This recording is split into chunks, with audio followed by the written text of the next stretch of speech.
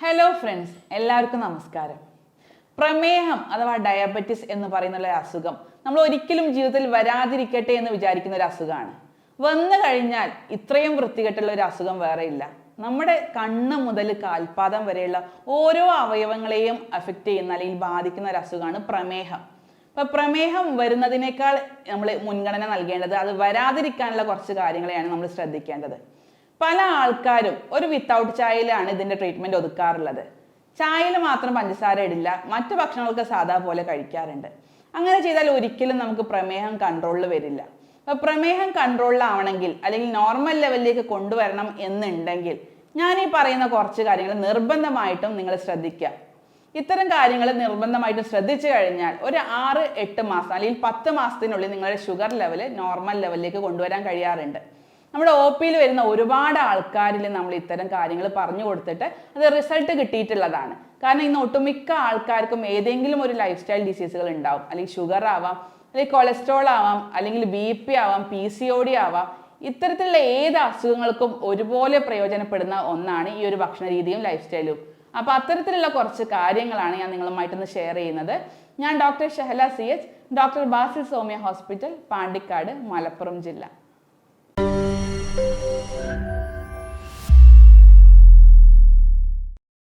എന്താണ് ഈ ഷുഗർ എന്ന് പറയുന്നത്?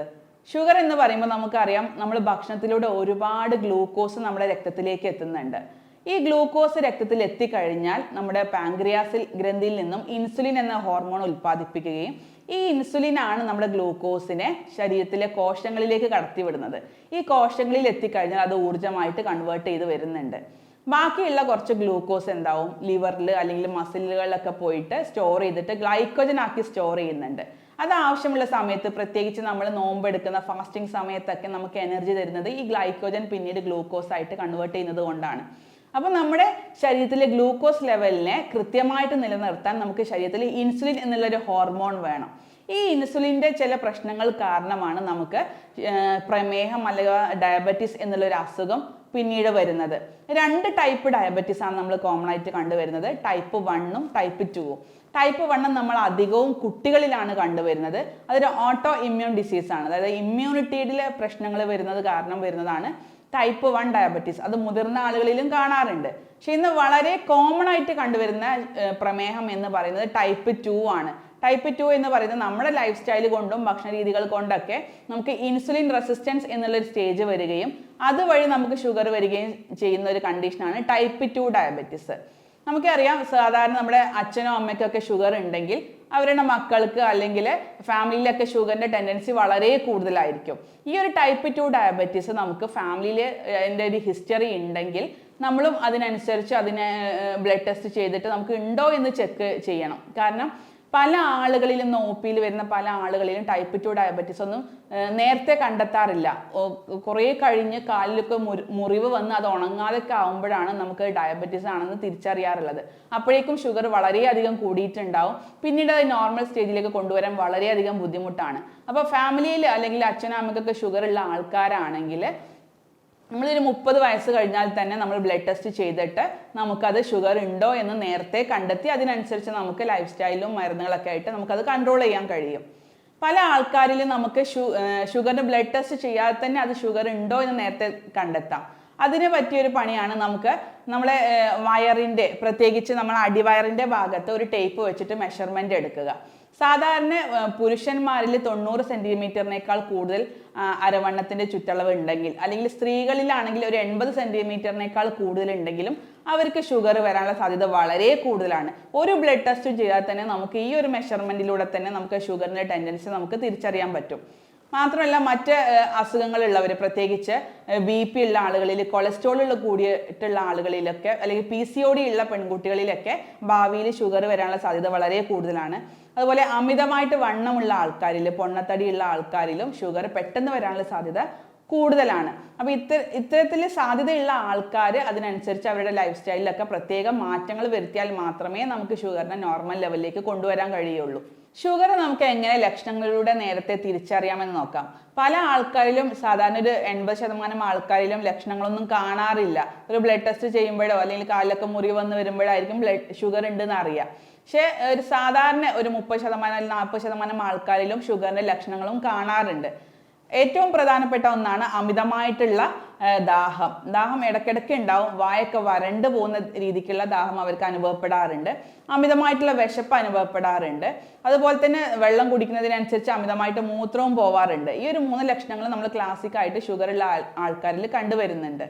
മാത്രമല്ല ഭക്ഷണം കഴിക്കുന്നതിനനുസരിച്ച് ഇവർക്ക് തടിയൊന്നും വെക്കില്ല. സാധാരണ ശരീരം മെലിഞ്ഞു പോവാറാണ് ഇത്തരം ആളുകളിൽ കണ്ടുവരുന്നത്. പിന്നെ അതുപോലെ തന്നെ കാലിലൊക്കെ പെട്ടെന്ന് മുറിവുകൾ വരിക, കാലിൻ്റെ സ്കിന്നൊക്കെ പ്രത്യേകിച്ച് ഡ്രൈ ആയിട്ട് മാറിയിട്ട് അവിടെ കൂടുതലായിട്ട് ചൊറിച്ചിലൊക്കെ അനുഭവപ്പെടുക, അതുപോലെ കണ്ണിൻ്റെ കാഴ്ചശക്തി മങ്ങി വരിക, മൂത്രത്തിലൊക്കെ പത വന്ന് തുടങ്ങുക.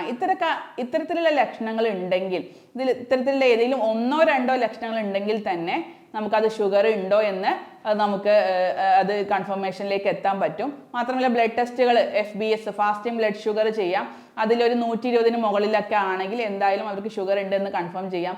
HbA1c എന്ന് പറയുന്ന ഒരു ടെസ്റ്റ് ഉണ്ട്. അതിലൊരു ഏകദേശം ഒരു 90 ദിവസത്തിനുള്ളിലെ ആവറേജ് ബ്ലഡ് ഗ്ലൂക്കോസ് ലെവൽ നമുക്ക് മെഷർ ചെയ്യാൻ പറ്റും. മാത്രമല്ല അരവണ്ണത്തിൻ്റെ നമുക്ക് ചുറ്റളവ് എടുക്കുന്നതിലൂടെ നമുക്ക് ബ്ലഡ് ഷുഗർ ഉണ്ടോ എന്ന് കണ്ടെത്താൻ പറ്റും. ഇത്തരത്തിലുള്ള ടെസ്റ്റുകളിലൂടെ നമ്മൾ ഷുഗറിനെ നേരത്തെ കണ്ടെത്തി ഞാൻ ഈ പറയുന്ന കാര്യങ്ങളും കൂടെ പ്രത്യേകം ഭക്ഷണത്തിൽ ശ്രദ്ധിക്കുകയാണെങ്കിൽ നമുക്ക് വളരെ പെട്ടെന്ന് തന്നെ ഷുഗറിനെ നോർമൽ ലെവലിലേക്ക് കൊണ്ടുവരാൻ പറ്റും. പല ആൾക്കാരും നമ്മൾ രോഗികളൊക്കെ നമ്മളോട് ചോദിക്കുന്നതാണ്, ഡോക്ടറെ പ്രമേഹത്തിൻ്റെ മരുന്ന് നിർത്താൻ കഴിയുമോ എന്നുള്ളത്. അത് ഏർലി സ്റ്റേജിൽ നേരത്തെ നമ്മൾ കണ്ടെത്തി അത് കൺട്രോൾ ചെയ്യുകയാണെങ്കിൽ നമുക്ക് ഷുഗറിൻ്റെ മരുന്നുകൾ തീർച്ചയായിട്ടും നിർത്താൻ കഴിയും. അതിനെ ഒരു നോർമൽ ലെവലിലേക്ക് കൊണ്ടുവന്ന് കഴിഞ്ഞാൽ നമുക്ക് മരുന്നുകൾ നിർത്തി നമ്മുടെ ലൈഫ് സ്റ്റൈലിലും ഭക്ഷണത്തിലും ശ്രദ്ധിച്ചു കഴിഞ്ഞാൽ നമുക്ക് നോർമൽ ലെവലായിട്ട് നമുക്ക് ബ്ലഡ് ഷുഗറിനെ കൊണ്ടുപോകാൻ കഴിയുന്നതാണ്.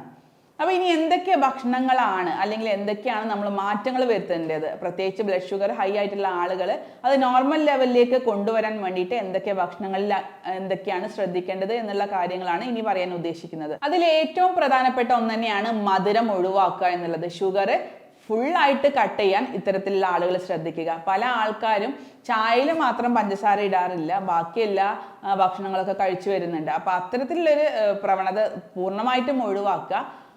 ഷുഗർ കൺട്രോൾ ചെയ്യണം എന്നുണ്ടെങ്കിൽ പൂർണ്ണമായിട്ടും പഞ്ചസാരയുടെ ഉപയോഗം ഒഴിവാക്കുക. അല്ലെങ്കിൽ ശർക്കര, തേനൊക്കെ അതിൽ പെടുന്നതാണ്, അവയ്ക്ക് പരമാവധി ഒഴിവാക്കാൻ ശ്രദ്ധിക്കുക. അതുപോലെ തന്നെ രണ്ടാമത്തെ ഒരു കാര്യം ഭക്ഷണത്തിൻ്റെ അളവ് കുറച്ച് ഉപയോഗിക്കുക. നമുക്കറിയാം നമ്മുടെ പണ്ടത്തെ കാലത്തൊക്കെ നമ്മൾ ഭക്ഷണം നല്ലോണം കഴിച്ചിരുന്നു.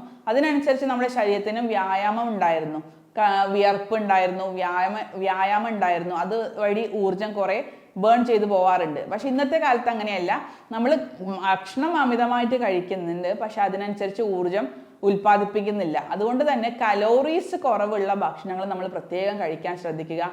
അമിതമായിട്ട് ഭക്ഷണം കഴിക്കാതിരിക്കുക. കുറച്ച് ഇടനേരങ്ങളിൽ കഴിക്കാൻ ശ്രദ്ധിക്കുക. പല ആൾക്കാരും ചെയ്യുന്ന ഒരു പ്രവണത എന്ന് പറയുമ്പോൾ ഷുഗർ ഉണ്ടായി കഴിഞ്ഞാൽ ഒരു നേരത്തെ ഭക്ഷണം അങ്ങോട്ട് കട്ട് ചെയ്യും. നേരത്തെ ഭക്ഷണം കട്ട് ചെയ്ത് കഴിഞ്ഞാൽ പിന്നീട് അടുത്ത നേരം കുറേ അങ്ങോട്ട് കഴിക്കും. ആ ഒരു പ്രവണത പൂർണ്ണമായിട്ടും ഒഴിവാക്കുക. കൃത്യനേരങ്ങളിൽ ഭക്ഷണം കഴിക്കുക. അത് 3 നേരം ഭക്ഷണം കഴിച്ചിരുന്ന ഒരാൾ 6 നേരം ഭക്ഷണം കഴിച്ചാലും കുഴപ്പമില്ല. പക്ഷേ ഭക്ഷണത്തിൻ്റെ അളവ് പരമാവധി കുറച്ച് കൊണ്ടുവന്ന് ഇടനേരങ്ങളിൽ ഫ്രൂട്ട്സോ വെജിറ്റബിൾസോ ഒക്കെ കഴിക്കാവുന്നതാണ്. ആ ഒരു രീതിയാണ് ഷുഗർ രോഗികൾ പ്രത്യേകം ശ്രദ്ധിക്കേണ്ടത്. പിന്നെ കലോറീസ് കുറഞ്ഞ ഭക്ഷണങ്ങൾ കഴിക്കാൻ പ്രത്യേകം ശ്രദ്ധിക്കുക. നമുക്ക് സാധാരണ ഒരു ഹെൽത്തി ആയിട്ടുള്ള ആളുകൾക്ക് 1000 കലോറീസിന് കുറവ് മാത്രമേ ഒരു ദിവസം ഊർജത്തിൻ്റെ ആവശ്യമുള്ളൂ. അപ്പോൾ അത്തരത്തിൽ അതിനേക്കാൾ കൂടിക്കഴിഞ്ഞാൽ കലോറീസ് ഉള്ള കൂടുതലായിട്ടുള്ള ഭക്ഷണം കഴിച്ചു കഴിഞ്ഞാൽ ഷുഗർ ലെവൽ പെട്ടെന്ന് കൂടാനുള്ള സാധ്യതയുണ്ട്. അതിൽ നമുക്ക് അന്നജം, കാർബോഹൈഡ്രേറ്റ് എന്ന് പറയുന്നത് ഒരു 50%. 500 കിലോ കലോറി എന്നുള്ള രീതിക്കാണ് നമുക്ക് 500 കലോറി എന്നുള്ള രീതിക്കാണ് നമുക്ക് കിട്ടേണ്ടത്. പ്രോട്ടീൻസിൽ നിന്നും ഒരു 20% നമുക്ക് കലോറീസ് കിട്ടേണ്ടത്. ഫാറ്റ്, ഹെൽത്തി ഫാറ്റ്സിൽ നിന്നും ഒരു 30% കലോറീസ് കിട്ടേണ്ടത്. ഈ ഒരു അളവിലാണ് നമ്മൾ ഭക്ഷണങ്ങൾ കഴിക്കേണ്ടത്. പക്ഷെ നമുക്ക് എപ്പോഴും ഈ ഒരു കലോറീസിൻ്റെ അളവ് കണക്കാക്കിയിട്ട് മാത്രം അല്ലെങ്കിൽ ഇത്ര ശതമാനം കലോറി വെച്ചിട്ട് നമുക്ക് ഒരിക്കലും ഭക്ഷണം കഴിക്കാൻ കഴിയില്ല. അപ്പോൾ അതിന് എളുപ്പത്തിനായിട്ട് ഞാനൊരു ട്രിക്ക് പറഞ്ഞു തരാം. സാധാരണ നമ്മളൊരു പ്ലേറ്റിൽ ഭക്ഷണം എടുക്കുകയാണെങ്കിൽ അതിന് 4 ആക്കിയിട്ട് ഡിവൈഡ് ചെയ്യാൻ ശ്രദ്ധിക്കുക. അതിൽ ഒരു പോർഷൻ നമ്മൾ എന്താക്കുക, അന്നജം ഉള്ള ഭക്ഷണങ്ങൾ കഴിക്കാം. അതിൽ ആ ഒരു പോർഷൻ നിറയെ കഴിക്കണം എന്നില്ല, അതിലേറെ കുറഞ്ഞാലും കുഴപ്പമില്ല. അന്നജം അടങ്ങിയിട്ടുള്ള ഭക്ഷണങ്ങൾ, പ്രത്യേകിച്ച് ധാന്യങ്ങൾ, നമ്മൾ അരി, ഗോതമ്പ്, അതുപോലെ തന്നെ മൈദ പോലെയുള്ള ധാന്യങ്ങളുടെ ഉപയോഗം ഒരു കാൽ പോർഷൻ മാത്രം ആക്കുക, അതിലേറെ കുറച്ചാലും കുഴപ്പമില്ല. അതുപോലെ തന്നെ നമ്മുടെ കിഴങ്ങ് വർഗ്ഗങ്ങളുടെ ഉപയോഗവും ഇതിൽ പെട്ടവ തന്നെയാണ്. കിഴങ്ങും പരമാവധി കുറക്കാൻ ശ്രദ്ധിക്കുക. ഇതൊക്കെ കാർബോഹൈഡ്രേറ്റ്സിൽ പെട്ടതാണ്, ധാന്യങ്ങളും കിഴങ്ങ് വർഗ്ഗങ്ങളും. അവയുടെ ഉപയോഗം പരമാവധി കുറക്കുക. ഈ ഒരു 1/4 ഭാഗം മാത്രമാക്കിയിട്ട് കുറക്കുക കേട്ടോ. രണ്ടാമത്തെ പോർഷൻ നമ്മൾ പ്ലേറ്റിൽ 4 ഡിവൈഡ് ചെയ്തു. അതിൽ രണ്ടാമത്തെ ഒരു പോർഷനിൽ നമ്മൾ പ്രോട്ടീൻസ് ഉൾപ്പെടുത്തുക. പ്രോട്ടീൻസ് എന്ന് പറയുമ്പോൾ നമുക്കറിയാം നമ്മുടെ മസിൽസിന്റെ ബിൽഡിങ്ങിന് അത്യാവശ്യമായിട്ടുള്ള കാര്യമാണ് പ്രോട്ടീൻസ്. ഈ മസിലുകളിലാണ് അമിതമായിട്ടുള്ള ഗ്ലൂക്കോസ് ഒക്കെ സ്റ്റോർ ചെയ്യാൻ സഹായിക്കുന്നത്. ഈ രക്തത്തിൽ ഗ്ലൂക്കോസ് കുറയ്ക്കാനും മസിലിലൊക്കെ കൂടുതലായിട്ട് സ്റ്റോർ ചെയ്യണമെങ്കിൽ മസിൽസ് ഒന്ന് ബിൽഡ് ചെയ്ത് വരണം. അതിന് പ്രോട്ടീൻസ് അത്യാവശ്യമാണ്. അപ്പോൾ പ്രോട്ടീൻസ് അടങ്ങിയിട്ടുള്ള ഭക്ഷണങ്ങളും നമ്മൾ സ്ഥിരമായിട്ട് ഉൾപ്പെടുത്തുക. അതിൽ കടല, പരിപ്പ് വർഗ്ഗങ്ങളൊക്കെ അതിൽ പെടും. അതും ഒരു പോർഷൻ നമ്മുടെ പ്ലേറ്റിൽ ഉൾപ്പെടുത്താൻ ശ്രദ്ധിക്കുക. ഇനി നാലാമത്തെ പോർഷനിൽ മൂന്നാമത്തെ ഒരു പോർഷൻ നമ്മൾ പ്ലേറ്റിൽ 4 ഡിവൈഡ് ചെയ്തതിൽ മൂന്നാമത്തെ ഒരു പോർഷൻ എന്ന് പറയുന്നത് വെജിറ്റബിൾസ് ആണ്. വെജിറ്റബിൾസ് നമുക്ക് വളരെ സേഫ് ആയിട്ട് ഉപയോഗിക്കാവുന്നതാണ് ഷുഗർ രോഗികൾക്ക്. കാരണം അതിൽ കലോറീസ് 0 ആണ്. 0% കലോറീസേ അതിലുള്ളൂ. അതുകൊണ്ട് വെജിറ്റബിൾസ് നമുക്ക് ധൈര്യമായിട്ട് ഉപയോഗിക്കാം. പിന്നീട് ഏറ്റവും അവസാനത്തെ പോർഷനിൽ നമുക്ക് ഉപയോഗിക്കാവുന്നതാണ് ഫ്രൂട്ട്സ്. ഫ്രൂട്ട്സിലും ഒരു 10% മാത്രമേ കലോറീസ് ഉള്ളൂ. പ്രത്യേകിച്ച് മധുരം കുറവുള്ള പുളിയുള്ള ഫ്രൂട്ട്സുകൾ ഉപയോഗിക്കാൻ ശ്രദ്ധിക്കുക. പുളിയുള്ള ഫ്രൂട്ട്സുകൾ എന്ന് പറയുമ്പോൾ പ്രത്യേകിച്ച് നമുക്ക് ഓറഞ്ച് ഉപയോഗിക്കാം, അതുപോലെ തന്നെ സബർജിൽ ഉപയോഗിക്കാം, ആപ്പിൾ ഉപയോഗിക്കാം. ഇതൊക്കെ ഡെയിലി ഉപയോഗിക്കണം എന്നില്ല, നമുക്ക് പൂതിയാകുമ്പോഴൊക്കെ ഇത് കഴിക്കാവുന്നതാണ്. അധികം മധുരമുള്ള ചക്ക, മാങ്ങ, മുന്തിരി പോലെയുള്ള ഫ്രൂട്ട്സുകൾ ഒഴിവാക്കിയിട്ട് പുളിയുള്ള നോർമൽ ഫ്രൂട്ട്സുകൾ നമുക്ക് കഴിക്കാവുന്നതാണ്. ഈ ഒരു രീതിയിൽ നമ്മുടെ ഭക്ഷണ രീതിയെ ഒരു പ്ലേറ്റിനെ 4 ഡിവൈഡ് ചെയ്തിട്ട് ഈ ഒരു രീതിയിൽ നമ്മൾ ഭക്ഷണം കഴിക്കുകയാണെങ്കിൽ നമുക്ക് ആവശ്യത്തിലുള്ള ഊർജ്ജം മാത്രമേ നമുക്ക് കിട്ടുകയുള്ളൂ. അനാവശ്യമായിട്ട് കലോറീസ് ശരീരത്തിലേക്ക് എത്തുകയില്ല. മാത്രമല്ല ഗ്ലൂക്കോസ് ലെവൽ കുറച്ചു കൊണ്ടുവരാനും അത് വളരെയധികം സഹായിക്കുന്നുണ്ട്. ഷുഗർ അല്ലെങ്കിൽ ശർക്കര, തേന്, പഞ്ചസാര എന്നിവയുടെയൊക്കെ ഉപയോഗം പരമാവധി ഒഴിവാക്കാൻ ശ്രദ്ധിക്കുക. അതുപോലെ തന്നെ BP ഉള്ളൊക്കെ ആൾക്കാരാണെങ്കിൽ ഉപ്പിൻ്റെ ഉപയോഗം പരമാവധി കുറക്കാൻ ശ്രദ്ധിക്കുക. അതുപോലെ തന്നെ ഫാറ്റ്സ്, നമുക്കറിയാം കൊഴുപ്പ് എന്ന് പറയുന്നത് ഹെൽത്തി ആയിട്ടുള്ള ഫാറ്റുകളുണ്ട്. പ്രത്യേകിച്ച് ഒലീവ് ഓയിൽ, നട്ട്സിൽ, അതുപോലെ തന്നെ അവക്കാഡോ, ബട്ടർ ഫ്രൂട്ടിലൊക്കെ ഹെൽത്തി ആയിട്ടുള്ള ഫാറ്റ്സ് ഉണ്ട്. അതൊക്കെ മിതമായിട്ടുള്ള രീതിയിൽ നമുക്ക് ഉപയോഗിക്കാവുന്നതാണ്. അതുപോലെ തന്നെ അൺഹെൽത്തി ഫാറ്റ്സ് അടങ്ങിയിട്ടുള്ള ബട്ടർ, വെണ്ണ പോലെയുള്ള പ്രൊഡക്ട്സുകൾ പരമാവധി ഒഴിവാക്കാനും ശ്രദ്ധിക്കുക. അതുപോലെ തന്നെ പ്രോസസ്ഡ് ആയിട്ടുള്ള ഭക്ഷണങ്ങൾ, പുറമേ നിന്നുള്ള കരിച്ചതും പൊരിച്ചതുമായിട്ടുള്ള ഭക്ഷണങ്ങളൊക്കെ പരമാവധി ഒഴിവാക്കിയിട്ട് ഹെൽത്തി ആയിട്ടുള്ള ഭക്ഷണങ്ങൾ പരമാവധി കഴിച്ചു കൊണ്ടുപോകാൻ ശ്രദ്ധിക്കുക. വെള്ളം കൂടി ധാരാളം കൂട്ടുക. 2.5-3 ലിറ്റർ വെള്ളം കുടിക്കാനും കൂടെ ഇത്തരം ആളുകൾ ശ്രദ്ധിക്കുക. ഷുഗർ രോഗികൾക്ക് വളരെ സേഫായിട്ട് ഉപയോഗിക്കാവുന്ന ഒരു 5 ഭക്ഷണങ്ങളാണ് പറയുന്നത്. പ്രത്യേകിച്ച് അവയുടെ കലോറീസ് 0% അടങ്ങിയിട്ടുള്ള ഭക്ഷണങ്ങളാണ് ഇനി പറയാൻ ഉദ്ദേശിക്കുന്നത്. അതിൽ ഏറ്റവും പ്രധാനപ്പെട്ട ഒന്നാണ് എഗ്ഗ്, നമ്മളെ മുട്ടയുടെ വെള്ള, മഞ്ഞയൊക്കെ ഇൻക്ലൂഡ് ചെയ്തിട്ട് കഴിക്കാവുന്നതാണ്. കൊളസ്ട്രോൾ അധികമുള്ള ആൾക്കാരാണെങ്കിൽ മഞ്ഞ ഒഴിവാക്കാം. മുട്ടയിൽ കലോറീസ് 0% ആണ്. അത് സേഫായിട്ട് ഉപയോഗിക്കാം. ബ്ലഡ് ഷുഗർ ലെവൽ കൂട്ടാൻ അത് കാരണമാവുന്നില്ല. രണ്ടാമത്തെ ഒരു ഭക്ഷണമാണ് വെളിച്ചെണ്ണയും അതുപോലെ തന്നെ തേങ്ങയിൽ നിന്ന് ഉൽപ്പാദിപ്പിക്കുന്ന തേങ്ങാപ്പാല്, വെളിച്ചെണ്ണയൊക്കെ നമുക്ക് സേഫായിട്ട് ഉപയോഗിക്കാവുന്നതാണ്. പിന്നെ മീനുകൾ, മാംസാഹാരങ്ങളും നമുക്ക് കലോറീസ് കുറവുള്ള ഭക്ഷണങ്ങളാണ്, അതും ഉപയോഗിക്കാവുന്നതാണ്. അതുപോലെ തന്നെ നമുക്ക് ഫ്രഷ് ക്രീമും നമുക്ക് കലോറീസ് വളരെ കുറവുള്ളൊരു ഭക്ഷണ വസ്തുവാണ്. അതുപോലെ തന്നെ നമുക്ക് നെയ്യും വളരെ സേഫായിട്ട് ഉപയോഗിക്കാവുന്നതാണ്. ഇത്രയും ഈ 5 ഭക്ഷണങ്ങൾ നമുക്ക് ഷുഗർ രോഗികൾക്ക് കലോറീസ് 0% ഉള്ള ഭക്ഷണങ്ങൾ നമുക്ക് സേഫായിട്ട് ഉപയോഗിക്കാവുന്നതാണ്.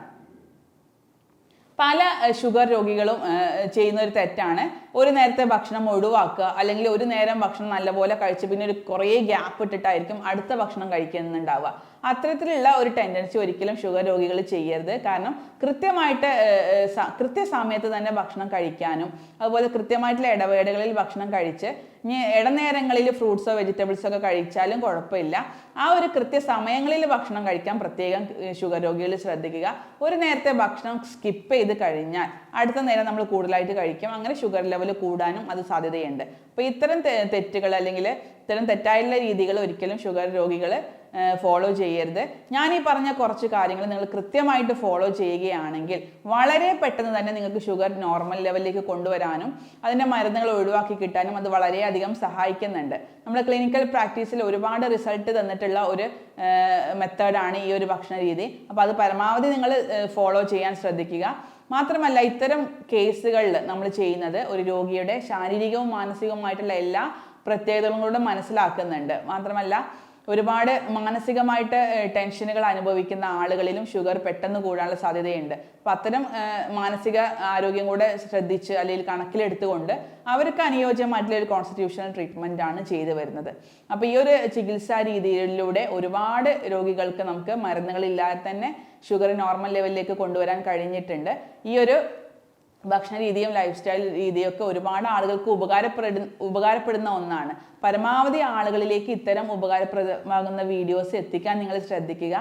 ഈ ഒരു വീഡിയോയുമായിട്ട് ബന്ധപ്പെട്ട് എന്തെങ്കിലും സംശയങ്ങൾ ഉണ്ടെങ്കിൽ അല്ലെങ്കിൽ ഈ പ്രമേഹ രോഗത്തിൻ്റെ ട്രീറ്റ്മെൻറ്റിനെ കുറിച്ചൊക്കെ എന്തെങ്കിലും സംശയങ്ങൾ ഉണ്ടെങ്കിൽ നിങ്ങൾക്ക് താഴെ കാണുന്ന വാട്സപ്പ് നമ്പറിൽ നിങ്ങൾ നേരിട്ട് ബന്ധപ്പെടാവുന്നതാണ്. നേരിട്ട് വരാൻ ബുദ്ധിമുട്ടുള്ള ആളുകൾക്ക് നമുക്ക് ഓൺലൈൻ കൺസൾട്ടേഷൻ സംവിധാനവും ചെയ്തു കൊടുക്കുന്നുണ്ട്. അപ്പോൾ ഇത്തരം കാര്യങ്ങളെക്കുറിച്ച് എന്തെങ്കിലും സംശയങ്ങളുണ്ടെങ്കിൽ നിങ്ങൾക്ക് നേരിട്ട് വിളിക്കാം അല്ലെങ്കിൽ വാട്സപ്പിലൂടെ മെസ്സേജ് ചെയ്യാം. സ്നേഹത്തോടെ doctor Shahala CH, doctor Basil Soumya hospital, Pandikkad, Malappuram ജില്ല.